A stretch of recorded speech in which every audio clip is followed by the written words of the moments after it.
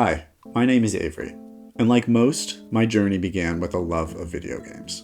Any extra money I made in my part-time jobs went to buying retro games and consoles I missed out on as a kid.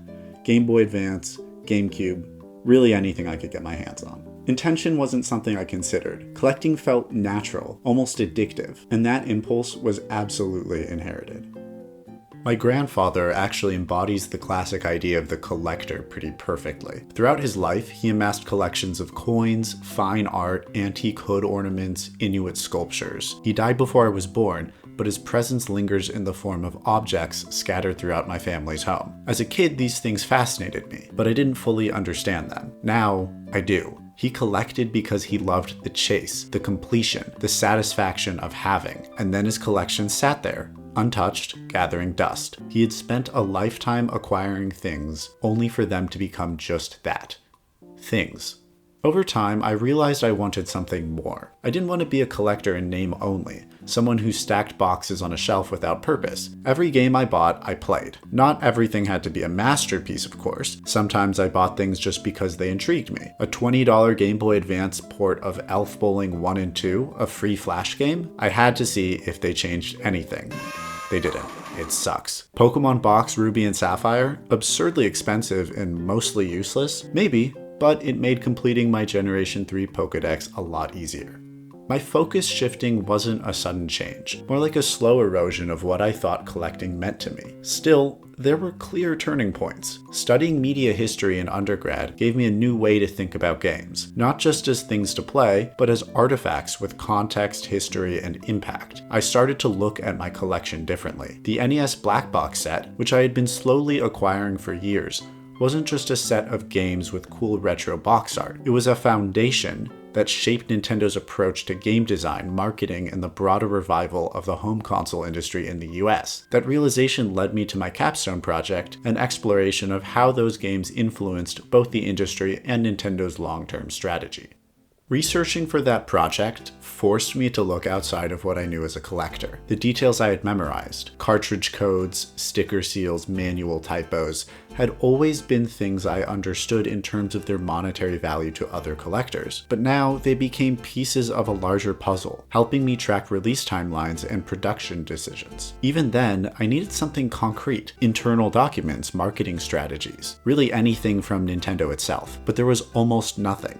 No official release schedules, no correspondence, just fragmented bits and pieces scattered across the internet. Then I checked my own collection. Over the years, I had picked up all kinds of oddities. Press kits, employee training binders, internal memos, and promotional brochures just to scratch the surface. I never thought much about them, but buried in a drawer was a small folded pamphlet, dated 1985, the same year as the test market launch of the NES. I had owned it for years without realizing it was one of the closest things to an internal marketing document I had found. It wasn't a foundational discovery for my project, but it was still a welcome breakthrough. And yet, before that moment, it had just been sitting there, pretty much forgotten. I had told myself my collection was functional, that everything I owned had a purpose. But was that actually true? If I had a document that could help other researchers and other historians, and I just let it sit in a drawer, was I really any different from my grandfather? So I uploaded it. I scanned it, archived it, and put it somewhere people could find it. And I kept going.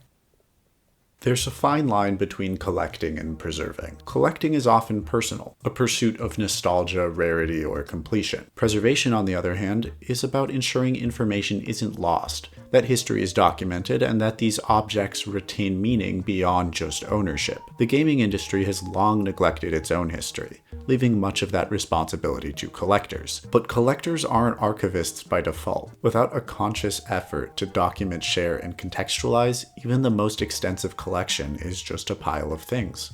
My grandfather collected for the sake of collecting, and for a long time I told myself I was different. But owning something doesn't give it purpose, in the same way preservation means little without awareness or engagement. It's about making things known, understood, and meaningful. Collectors and preservationists often seem at odds, but they really have the same goal, making sure that the items and the history they hold endure. These videos are a way for me to do just that. Bring these little-known documents to light in an engaging and creative way, and, hopefully, making someone as excited about this as I am. Thank you so much for watching. I know this is totally different from anything else I've made in the last month or so, but I feel like it's important to do some self-reflection and to also talk to you guys about why I'm doing what I'm doing. And I've had a few different phases of this channel, and I feel like this is a new one. Anyways, don't forget to like and subscribe. Leave a comment of some sort. Those are always awesome to read. And I will see you guys next week.